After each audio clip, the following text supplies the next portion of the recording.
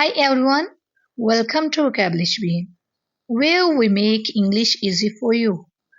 Today we are talking about punctuation marks. आज हम punctuation marks के बारे में बात करने वाले हैं जो कि ऐसे छोटे सिंबल्स हैं जो कि आपके सेंटेंस मीनिंग को चेंज कर सकते हैं.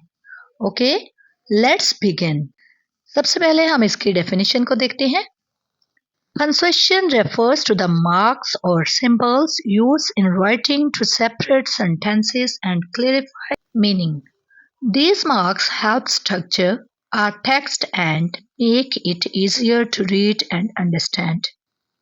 पंक्चुएशन जो है ये ऐसी अलामतें होती हैं जो लिखते हुए जुमलों को हम अलग करने या इनके मीनिंग को वाज़ह करने के लिए इस्तेमाल करते हैं और ये जो पंक्चुएशन होती है ये हमें किसी भी लेसन को आसानी से पढ़ने में मदद देते हैं. इंग्लिश में मेन 14 पंक्चुएशंस हैं जो कि हम फर्दर इसमें सारे डिस्कस करेंगे डिटेल के साथ.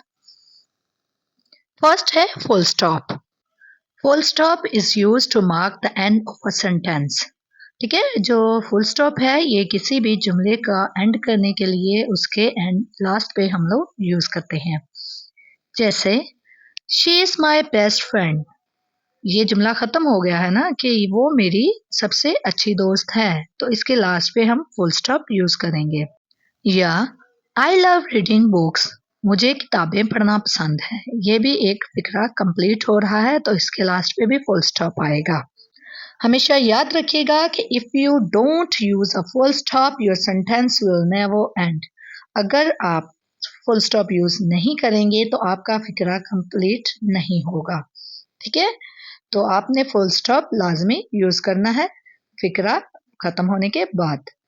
आगे हम देखते हैं नेक्स्ट. सेकंड हमारे पास है कोमा.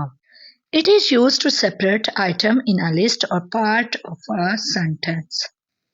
कोमा जो है वो हम किसी भी लिस्ट में चीज़ों को अलग करने के लिए या दो सेंटेंसेस को अलग करने के लिए यूज करते हैं. जैसे फर्स्ट जो हमारे पास एग्जांपल है, I bought apples, bananas, oranges and grapes. ठीक है, इसमें जो एप्पल्स इसके बाद कोमा आएगा, बनानास के बाद कोमा आएगा, ऑरेंजेस के बाद आएगा. ठीक है, क्योंकि ये हम किसी भी चीज़ की लिस्ट को सेपरेट चीज़ों के नाम बता रहे हैं. और नेक्स्ट एग्जांपल जो है ये हमारे पास दो सेंटेंसेस हैं जिन्हें हमने मिलाया है. जैसे कि आफ्टर लंच, दोपहर के खाने के बाद. ये एक फिक्रा है. We went to the park, हम पार्क गए. ठीक है, खाने के बाद हम पार्क गए. ये जो जुमले जो हम लोगों ने मिला के लिखे हैं, इन दो जुमलों को सेपरेट करने के लिए भी इसमें कोमे का यूज होगा. एक बात आप लोगों ने माइंड में रखनी है कि अगर आप लोग कोई भी कोमा मिस कर देते हो, लगाते नहीं हो, तो आपके सेंटेंस का जो मीनिंग है वो टोटली चेंज हो जाएगा. जैसे मैंने ये एग्जांपल लिखी है थोड़ी सी. फर्स्ट वाला जो सेंटेंस है नीचे हमारे पास लेट्स ईट, आगे कोमा है ग्रैंडमा. ठीक है, इसका मतलब है चलो दादी अम्मा खाएं. मतलब कि हम दादी अम्मा को कह रहे हैं कि चलो हम खाएं. ठीक है, ये थोड़ी सी मिसिंग हो गई थी तो मैंने ये सेंटेंस जो है निशान लगा के सेपरेट किया है, तो आप लोग ये देख लीजिएगा. और अगर हम ये कोमा नहीं लगाते, लेट्स ईट ग्रैंडमा, जस्ट ऐसे करते हैं, तो इसका मीनिंग ही बदल जाएगा. ये हो जाएगा चलो दादी अम्मा को खा जाए. ठीक है, तो इस वजह से आप लोगों ने कोमा जो है वो लाजमी यूज करना है. ओके, नेक्स्ट हमारे पास है question mark. Question mark is placed at the end of a question. जो क्वेश्चन मार्क है ये हमेशा सवाल के लास्ट पे, जब हम सवाल पूछ रहे हों किसी से, उसके लास्ट पे लगाया जाता है. फॉर एग्जाम्पल हम पूछें वेयर आर यू गोइंग, तुम कहाँ जा रहे हो, तो हम क्वेश्चन मार्क का यूज करेंगे क्योंकि हम सवाल पूछ रहे हैं. या व्हाट्स योर नेम, तुम्हारा नाम क्या है. ओके, तो कोई भी क्वेश्चन हो उसके लास्ट पे क्वेश्चन मार्क लाजमी है. नेक्स्ट है हमारे पास एक्सक्लेमेशन मार्क्स. एक्सक्लेमेशन मार्क्स जो है ये यूज किया जाता है किसी भी गुस्से को, सरप्राइज, खुशी, हैरानगी, ठीक है, इस तरह के इमोशंस को एक्सप्रेस करने के लिए. तो इसके एग्जांपल है वाओ, दैट्स अमेजिंग. ये हैरत वाला हम एक्सप्रेशन दे रहे हैं. वाओ के आगे हम एक्सक्लेमेशन मार्क्स यूज करेंगे. दैट्स अमेजिंग, ये हैरत अंगेज है, यहाँ पे भी एक्सक्लेमेशन मार्क्स यूज होगा. इसकी सेकंड एग्जांपल है आई कांट बिलीव इट, मुझे यकीन नहीं आ रहा। ठीक है, तो ये भी क्या है, हैरानी हो रही है उसे, तो इसलिए हम एक्सक्लेमेशन मार्क्स यूज करेंगे। तो remember, exclamation mark add energy to your words. ठीक है, ये एनर्जी ऐड करते हैं आपके अल्फाज में, लेकिन इसका इस्तेमाल बहुत ज्यादा नहीं करना चाहिए। Okay, next is apostrophe. An apostrophe is used for contraction. ठीक है, यानी कि ये अल्फाज को शॉर्ट बनाने के लिए यूज होती है, एंड टू शो पोसेशन, और मलकियत ज़ाहिर करने के लिए। ठीक है, फॉर एग्जाम्पल जैसे कि कॉन्ट्रैक्शन में आप एग्जाम्पल लें तो हम आई एम को एपोस्ट्रोफी लगा के आई के बाद एम लिख के आम भी बना सकते हैं। I'm happy, they are coming, he is. ठीक है, ही इज की शॉर्ट फॉर्म भी मैंने लिखी है, ये एपोस्ट्रोफी लगा के एस लगेगा तो ये ही इज बन जाएगा। ठीक है, ये क्या है, कॉन्ट्रैक्शन में इसकी शॉर्ट फॉर्म यूज होती है। और पोसेशन, पोसेशन में कोई भी मलकियत ज़ाहिर करने के लिए, जैसे किसी की कोई चीज है उसे ज़ाहिर करने के लिए। For example this is allies book. ठीक है, अली की किताब है, अली की किताब है तो अली के आगे एपोस्ट्रोफी लगे एस लगेगा। ठीक है, ये वाहद के लिए है। और अगर आप लोग जमा के लिए यूज करेंगे, जैसे कि मैंने नीचे एग्जांपल दी है, ऑल स्टूडेंट्स। ठीक है, स्टूडेंट्स जो है वो ऑलरेडी इसमें एस लगा हुआ है, तो हम इसके आगे जस्ट एपोस्ट्रोफी लगाएंगे, इसके आगे एस का इजाफा नहीं करेंगे। आगे लिख देंगे बुक्स, ऑल स्टूडेंट्स बुक्स। ठीक है, कि ये तमाम तलबा की किताबें। आगे जैसे कि कुछ अल्फाज होते हैं जो एस पे नहीं लगता लेकिन वो जमा होते हैं, जैसे मैन है, ये मैन जो है ये मैन की जमा है, लेकिन इसमें एस नहीं लगा होता, तो इसमें भी मैन के आगे एपोस्ट्रोफी लगा के हम एस का इजाफा करेंगे। मेंस बुक्स, यानी कि आदमियों की किताबें। ठीक है, तो एपोस्ट्रोफी का मतलब है का की के। ऐसे ही अल्फाज और हरूफ की जमा बनाने के लिए भी हम इसका इस्तेमाल करते हैं, जैसे कि मैंने ये एग्जांपल दी है, राइट योर एज क्लियरली। ठीक है, यानी कि ए साफ लिखो। अब मैं कह रही हूँ तो ए को, ये हरूफ है, इसकी जमा बनाने के लिए मैंने ए के आगे एपोस्ट्रोफी लगा के एस लगाया है। ऐसे ही मैंने नेक्स्ट सेंटेंस की एग्जांपल दी है, pronounce the r's more clearly, यानी कि आर वाज़ेहा पढ़ो। ठीक है, तो आर को, ये भी हरूफ है तो इसकी जमा बनाने के लिए हमने एपोस्ट्रोफी लगा के एस लगाया है। ओके, नेक्स्ट है कोटेशन मार्क। कोटेशन मार्क जो है ये इन्वर्टेड कॉमास लगाए जाते हैं दोनों साइड पे, ये तब लगाए जाते हैं जब आपने किसी की कही हुई बात वैसे की वैसे लिखनी हो। ठीक है, quotation mark are used to show someone's exact words. ठीक है, किसी के सेम अल्फाज जैसे हमने उसने बोले हो वैसे ही हमने लिखनी हो तो उसके लिए यूज होता है। For example, he said I love learning English, उसने कहा कि मुझे इंग्लिश सीखना पसंद है। ठीक है, ये उसने सेम जैसे बोला मुझे इंग्लिश सीखना पसंद है, हम वैसे ही बोल रहे हैं। तो ऐसे ही नेक्स्ट जो है वो सेंटेंस है, he said I am tired, इसने कहा मैं बहुत थका हुआ हूँ, तो ये भी हमने सेम मार्क किया हुआ है। Next is colon. Colon is used before a list, explanation और एग्जाम्पल। जो कोलन है ये हम किसी भी वजाहत, मिसाल से पहले या कोई भी लिस्ट जो है वो चीजों की लिखते हुए उससे पहले इसे यूज करते हैं। जैसे for example, we need 3 things. ठीक है, अब हमें चीजों की फहरिस्त बनाने लगे हैं, यानी कि लिस्ट बनाने लगी हैं, तो इससे पहले हम जो है वो कोलन यूज करेंगे।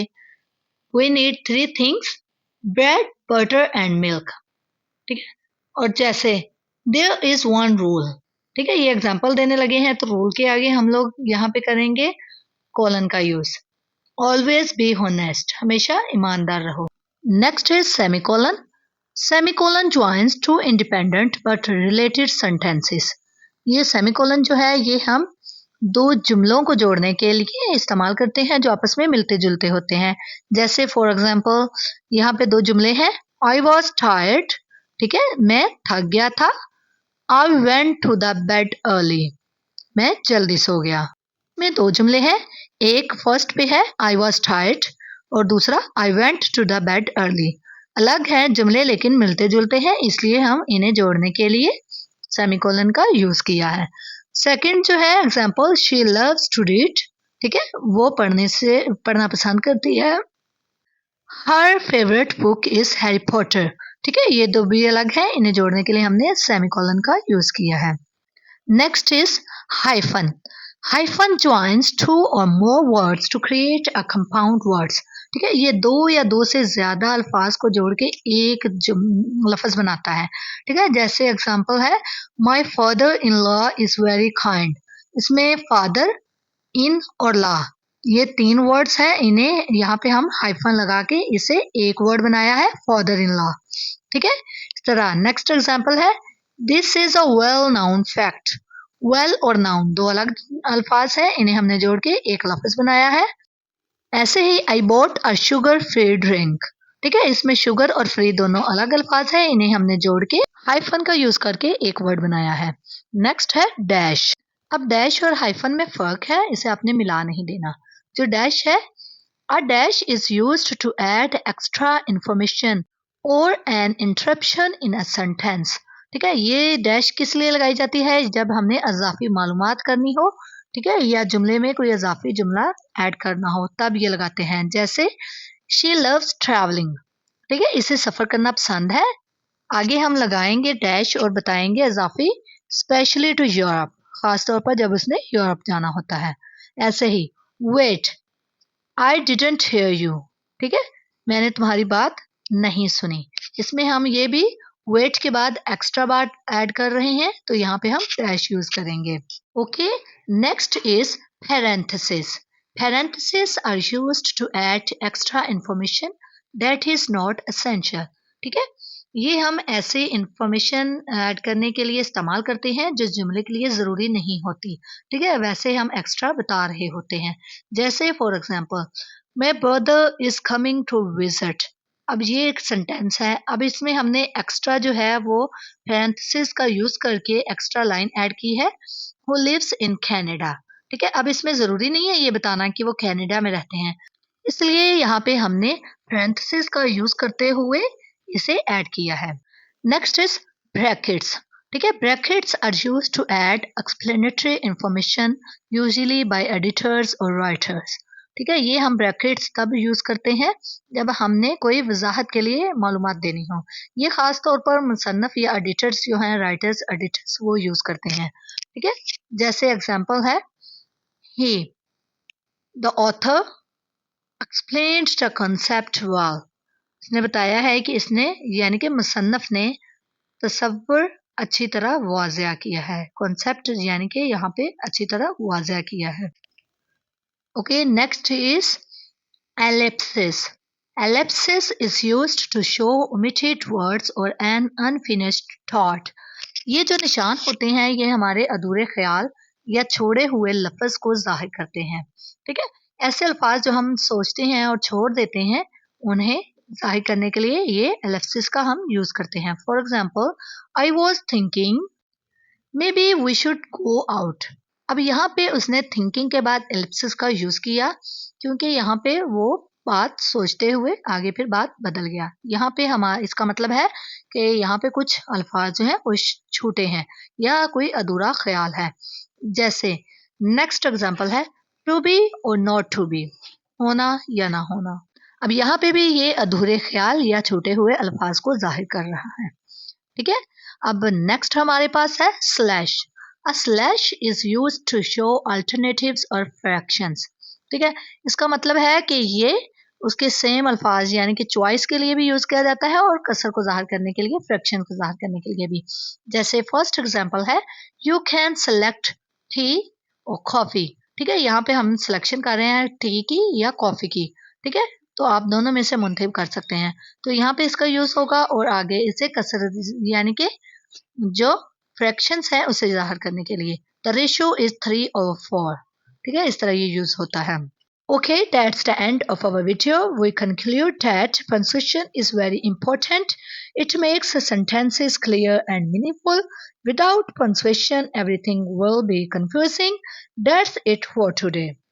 If you find this video helpful, like, share, and subscribe to Vocabulary and press bell icon to get notification on time. See you in the next video. Take care.